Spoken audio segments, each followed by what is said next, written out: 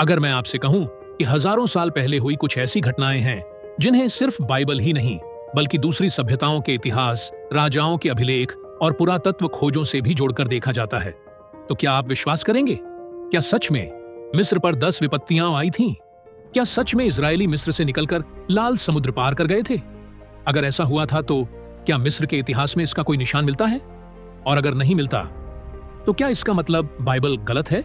दोस्तों, यह सवाल आज का नहीं है। सदियों से इतिहासकार, पुरातत्वविद और बाइबल का अध्ययन करने वाले लोग इन सवालों के जवाब खोज रहे हैं। कुछ लोग कहते हैं कि बाइबल केवल आस्था की पुस्तक है।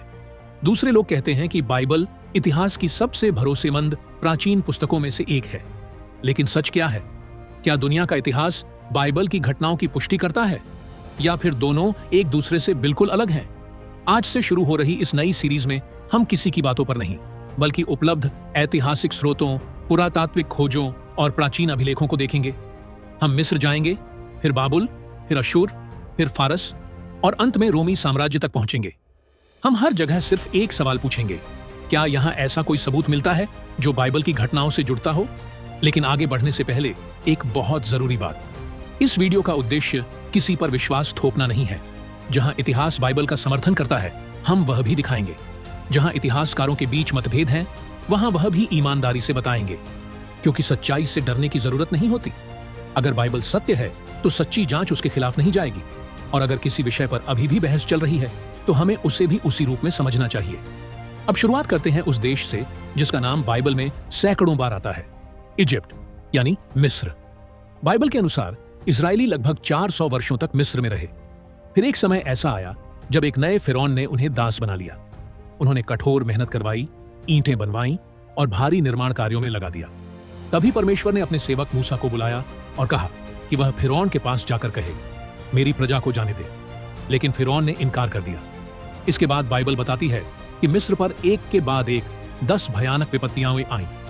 नदी का पानी लहू बन गया, मेंढकों की भरमार, जुओं और मक्खियों का प्रकोप, पशुओं में महामारी, फोड़े फूंसियां, ओलों की वर्षा, टिड्डियों का हमला, 3 दिन तक घना अंधकार और अंत में पहलौठों की मृत्यु। यह घटनाएं इतनी असाधारण हैं कि कई लोग पूछते हैं, अगर यह सब सच में हुआ था तो क्या मिस्र जैसे महान साम्राज्य ने इसे कहीं लिखा होगा?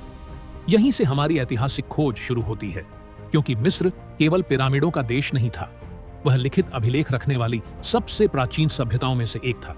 उनके मंदिर, उनकी दीवारें, उनके शिलालेख और उनके पपीरस आज भी इतिहासकारों के अध्ययन का विषय हैं।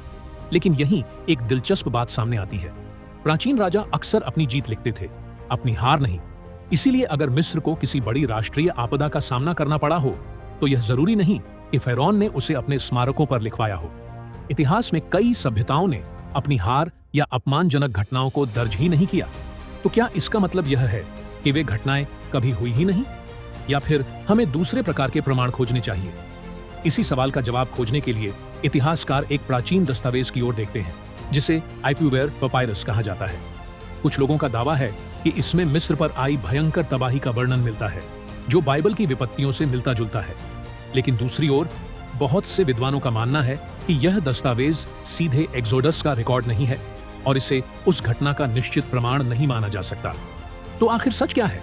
क्या यह केवल संयोग है, या फिर इसके पीछे कोई गहरा ऐतिहासिक संबंध छिपा है? क्या मिस्र के इतिहास में इन घटनाओं का कोई उल्लेख मिलता है? जब भी इस विषय पर चर्चा होती है, एक नाम सबसे पहले सामने आता है, आइप्यूवेर पपायरस। कुछ लोग इसे एक्सोडस का सबसे बड़ा ऐतिहासिक प्रमाण बताते हैं, वहीं दूसरी ओर कई इतिहासकार इस दावे को स्वीकार नहीं करते। तो आखिर सच्चाई क्या है? आइए बिना किसी पक्षपात के इसे समझते हैं। सबसे पहले यह जानना जरूरी है कि आइप्यूवेर पपायरस है क्या। यह एक बहुत पुराना मिस्री दस्तावेज है जिसे आज नीदरलैंड के लाइडन म्यूजियम में सुरक्षित रखा गया है। इसमें एक व्यक्ति जिसका नाम आइप्यूवेर था, वह अपने देश में फैली अराजकता, भूख, हिंसा और विनाश का वर्णन करता है। अब ध्यान से सुनिए, इसी दस्तावेज की कुछ पंक्तियां लोगों का ध्यान अपनी ओर खींचती हैं।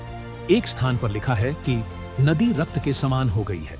बाइबल की पहली विपत्ति में भी लिखा है कि नील नदी का पानी लहू बन गया। क्या यह केवल संयोग है, या दोनों एक ही घटना का वर्णन कर रहे हैं? फिर एक और जगह लिखा है, देश में हर तरफ तबाही है, लोग रो रहे हैं, व्यवस्था पूरी तरह टूट चुकी है, हर ओर मृत्यु का माहौल है। बाइबल में भी 10 विपत्तियों के बाद मिस्र शोक में डूब जाता है। इसी वजह से कुछ लोग कहते हैं कि आईप्यूअर पपायरस वास्तव में एक्सोडस की घटनाओं का मिस्री रिकॉर्ड हो सकता है, लेकिन अब कहानी का दूसरा पक्ष भी समझिए। अधिकांश आधुनिक इजिप्टोलॉजिस्ट्स इस निष्कर्ष से सहमत नहीं हैं। उनके अनुसार इस दस्तावेज में कहीं भी मूसा का नाम नहीं है, कहीं भी इजरायलियों का उल्लेख नहीं है, कहीं भी फिरौन द्वारा दासों को छोड़ने की घटना नहीं लिखी गई। और सबसे महत्वपूर्ण बात, इस दस्तावेज की तारीख को लेकर भी विद्वानों में मतभेद है। कुछ बाद का और कुछ इसे केवल एक साहित्यिक रचना या शोक काव्य मानते हैं, न कि वास्तविक घटनाओं का सरकारी रिकॉर्ड। यही कारण है कि आज की तारीख में कोई भी प्रमुख इतिहासकार यह नहीं कहता कि आईप्यूअर पपायरस एक्सोडस का अंतिम और निश्चित प्रमाण है, लेकिन इसका मतलब यह भी नहीं कि बाइबल गलत सिद्ध हो जाती है, क्योंकि इतिहास में एक बहुत महत्वपूर्ण बात याद रखनी चाहिए। हर ऐतिहासिक घटना का सरकारी रिकॉर्ड मिलना आवश्यक नहीं होता। प्राचीन राजा अपनी जीत को पत्थरों पर लिखते थे, अपनी हार को नहीं। कल्पना कीजिए, अगर किसी फिरौन की जिद के कारण पूरा देश विनाश का शिकार हुआ हो, तो क्या वह स्वयं अपने मंदिरों की दीवारों पर अपनी सबसे बड़ी हार लिखवाएगा? इतिहास बताता है कि ऐसा बहुत कम होता था। यही कारण है कि इतिहासकार केवल एक दस्तावेज पर निर्भर नहीं रहते। वे कई स्रोतों, पुरातात्विक खोजों, दूसरे देशों के अभिलेखों और समय रेखा की तुलना करके निष्कर्ष निकालते हैं। इसलिए आईप्यूअर पेपायरस एक दिलचस्प दस्तावेज जरूर है, लेकिन इसे अंतिम प्रमाण कहना सही नहीं होगा। अब सवाल यह है, अगर 10 विपत्तियों का कोई निश्चित मिस्री रिकॉर्ड नहीं मिला, तो क्या एक्सोडस के बाद की घटनाओं का कोई प्रमाण मिलता है? बाइबल बताती है कि इजरायली मिस्र से निकलकर लाल समुद्र के किनारे पहुंचे और वहां एक ऐसा चमत्कार हुआ जिसने पूरी दुनिया का ध्यान अपनी ओर खींच लिया। समुद्र 2 भागों में बंट गया। अब हम पहुंचते हैं बाइबल की सबसे प्रसिद्ध घटनाओं में से एक पर, लाल समुद्र का 2 भागों में बंटना। बाइबल के अनुसार जब फिरौन ने अंततः इजरायलियों को जाने दिया, तो लाखों लोग मिस्र से निकल पड़े। लेकिन कुछ समय बाद फिरौन का मन बदल गया। उसने अपने सबसे शक्तिशाली सैनिकों, घोड़ों और रथों के साथ इजरायलियों का पीछा किया। आगे समुद्र, पीछे फिरौन की सेना और बीच में फंसी हुई परमेश्वर की प्रजा। मानवीय दृष्टि से उनके बचने का कोई रास्ता नहीं था। तभी बाइबल बताती है कि परमेश्वर ने मूसा से कहा कि वह अपना डंडा समुद्र के ऊपर बढ़ाए। तेज हवा चली, पानी 2 भागों में बंट गया और इजरायली सूखी भूमि पर चलते हुए दूसरी ओर निकल गए। लेकिन जैसे ही फिरौन की सेना उनके पीछे समुद्र में उतरी, पानी वापस लौट आया और पूरी सेना उसमें डूब गई। यह घटना केवल बाइबल ही नहीं, बल्कि पूरी मानव इतिहास की सबसे चर्चित घटनाओं में से एक है। लेकिन अब सबसे महत्वपूर्ण प्रश्न, क्या इसका कोई ऐतिहासिक प्रमाण मिला है? इंटरनेट पर आपने शायद कई वीडियो देखी होंगी। कुछ लोग दावा करते हैं कि लाल समुद्र के नीचे फिरौन के रथों के पहिए मिले हैं। कुछ कहते हैं कि घोड़ों की हड्डियां मिली। कुछ दावा करते हैं कि सोने से मढ़े हुए रथ आज भी समुद्र के नीचे पड़े हैं। पहली नजर में ये दावे बहुत रोमांचक लगते हैं, लेकिन जब इतिहासकार और समुद्री पुरातत्व विशेषज्ञ इन दावों की जांच करते हैं, तो तस्वीर अलग दिखाई देती है। आज तक ऐसा कोई पुरातात्विक प्रमाण प्रकाशित नहीं हुआ है जिसे विशेषज्ञों ने सर्वसम्मति से फिरौन की सेना के रथों या एक्सोडस की घटना से जोड़कर स्वीकार किया हो। कई वायरल तस्वीरें बाद में गलत या संदर्भ से बाहर निकली। कुछ दावे ऐसे लोगों से जुड़े थे जिनके निष्कर्ष स्वतंत्र रूप से सत्यापित नहीं हो सके। इसका अर्थ यह नहीं कि एक्सोडस असंभव था। इसका केवल इतना अर्थ है कि अब तक ऐसा प्रत्यक्ष पुरातात्विक प्रमाण नहीं मिला है जिस पर अधिकांश विशेषज्ञ सहमत हों। अब एक और बड़ा प्रश्न उठता है, क्या बाइबल में लिखा रेड सी वास्तव में आज का रेड सी ही था? कुछ विद्वानों का मानना है कि मूल इब्रानी शब्द यम सूफ का अर्थ रीड सी यानी सरकंडों वाला जल क्षेत्र भी हो सकता है। दूसरे विद्वान मानते हैं कि यह वास्तव में लाल समुद्र के किसी भाग की ओर संकेत करता है। यही कारण है कि एक्सोडस के मार्ग को लेकर आज भी अलग अलग मत हैं। कुछ शोधकर्ता उत्तरी मार्ग का समर्थन करते हैं, कुछ दक्षिणी मार्ग का, और कुछ गल्फ ऑफ अकाबा की संभावना पर चर्चा करते हैं। लेकिन अब तक किसी एक स्थान पर सभी इतिहासकार सहमत नहीं हैं। यही इतिहास की खूबसूरती भी है। हर नए प्रमाण के साथ हमारी समझ और बेहतर होती जाती है। लेकिन अब हम इतिहास के ऐसे दौर में प्रवेश कर रहे हैं जहां स्थिति बदलने लगती है। आइए समय में लगभग 600 वर्ष आगे चलते हैं। इजराइल का राज्य कमजोर हो चुका था। लोग बार बार परमेश्वर से दूर जा रहे थे। नबियों ने चेतावनी दी, लेकिन लोगों ने उनकी बात नहीं मानी। तब बाइबल बताती है कि परमेश्वर ने बेबीलोन के राजा नेबूचादनेजर द्वितीय को न्याय के साधन के रूप में इस्तेमाल किया। उसने जेरूसलम पर चढ़ाई की, मंदिर को नष्ट कर दिया और हजारों लोगों को बंदी बनाकर बेबीलोन ले गया। सवाल यह है, क्या नेबूचादनेजार वास्तव में इतिहास में था इस प्रश्न का उत्तर है हाँ। नेबूचादनेस्जार दूसरा केवल बाइबल का पात्र नहीं है। उसका नाम बेबीलोन के अनेक शिलालेखों, ईंटों, राजकीय अभिलेखों और निर्माण कार्यों पर मिला है। आज भी पुरातत्वविदों को ऐसी हजारों ईंटें मिली हैं जिन पर उसका नाम अंकित है। इन अभिलेखों से पता चलता है कि उसने बेबीलोन को अपने समय का सबसे भव्य नगर बना दिया था। उसने विशाल दीवारें बनवाईं, मंदिरों का पुनर्निर्माण कराया और अपने साम्राज्य का विस्तार किया। अब एक और रोचक बात, बेबीलोनियन क्रॉनिकल्स नामक प्राचीन अभिलेखों में यह उल्लेख मिलता है कि बेबीलोन की सेना ने जूडा के राजा के विरुद्ध अभियान चलाया और जेरूसलम पर अधिकार किया। यह विवरण बाइबल में वर्णित घटनाओं के समयकाल से मेल खाता है।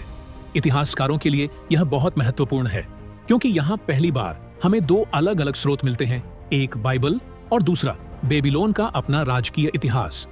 दोनों एक ही ऐतिहासिक काल की ओर संकेत करते हैं। इसका अर्थ यह नहीं कि दोनों हर छोटी बड़ी बात शब्दशः समान लिखते हैं, लेकिन इतना अवश्य है कि बेबीलोन का अस्तित्व, नेबूकदनेस्जार का शासन और जूडा पर उसके आक्रमण को इतिहास भी स्वीकार करता है। अब एक और दिलचस्प प्रश्न, बाइबल में लिखा है कि जेरूसलम का पहला मंदिर नष्ट कर दिया गया था।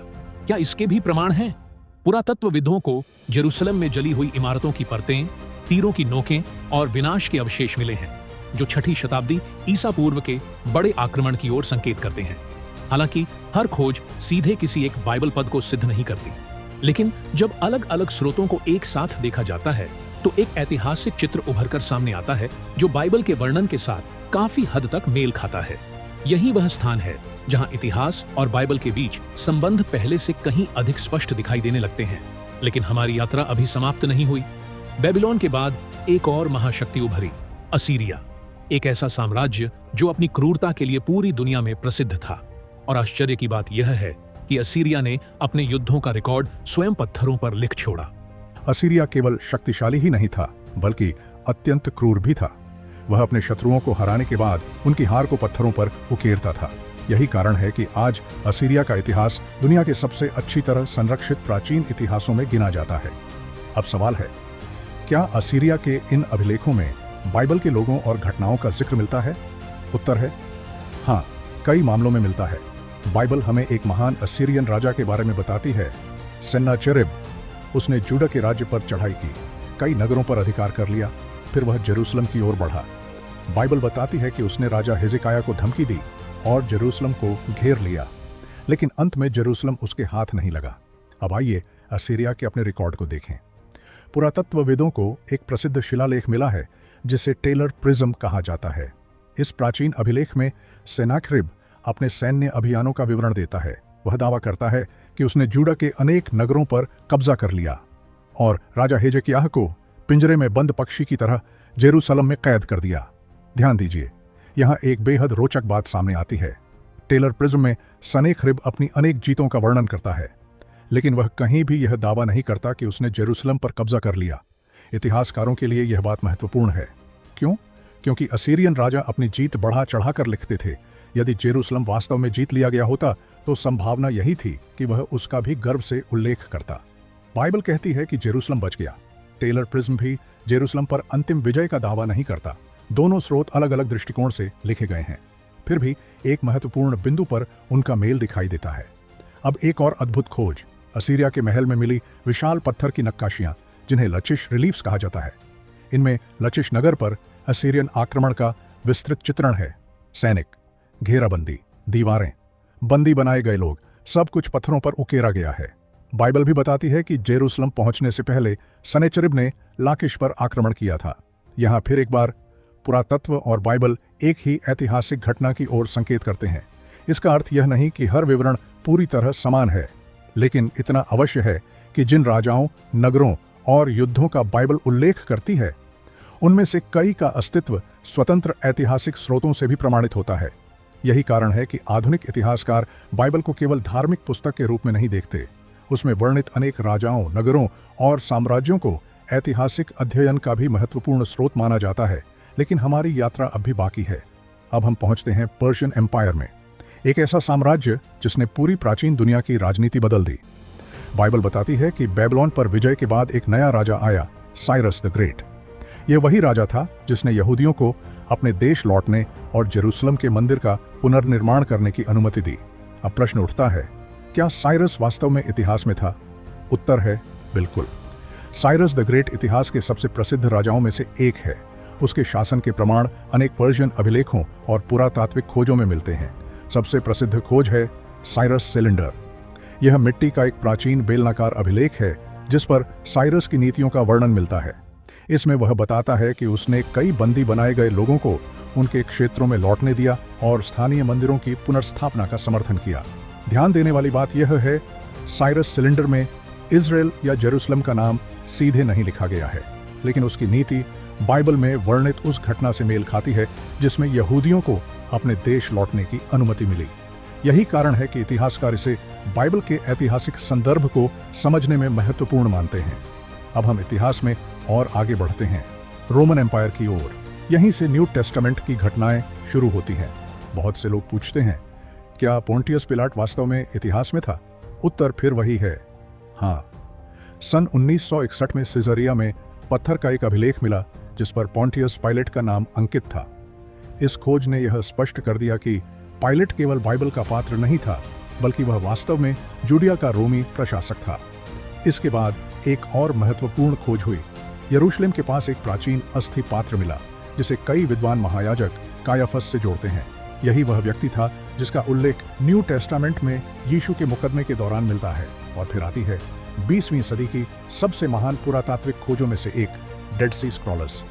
1947 में मिली इन प्राचीन पांडुलिपियों ने ओल्ड टेस्टामेंट की अनेक पुस्तकों की अत्यंत प्राचीन प्रतियां उपलब्ध कराईं। इनकी तुलना बाद की प्रतियों से करने पर विद्वानों ने पाया कि सदियों तक बाइबल का मूल संदेश आश्चर्यजनक रूप से सुरक्षित रहा।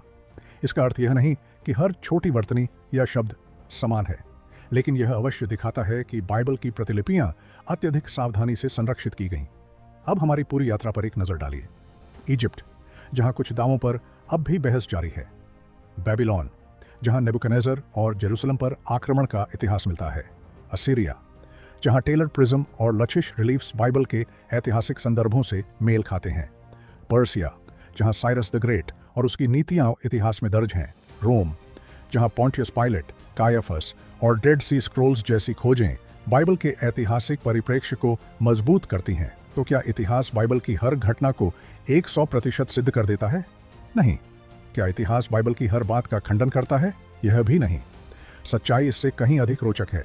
जहां जहां स्वतंत्र ऐतिहासिक स्रोत उपलब्ध हैं, वहां बाइबल में वर्णित अनेक राजा, नगर, साम्राज्य और घटनाएं इतिहास से मेल खाती दिखाई देती हैं। और जहां अभी तक प्रत्यक्ष प्रमाण नहीं मिले, वहां शोध आज भी जारी है। इसलिए बाइबल को समझने का सबसे अच्छा तरीका यह है कि हम उसे खुले मन से पढ़ें, इतिहास का सम्मान करें, पुरातत्व की खोजों को ईमानदारी से देखें और जहां प्रमाण स्पष्ट हों उन्हें स्वीकार करें।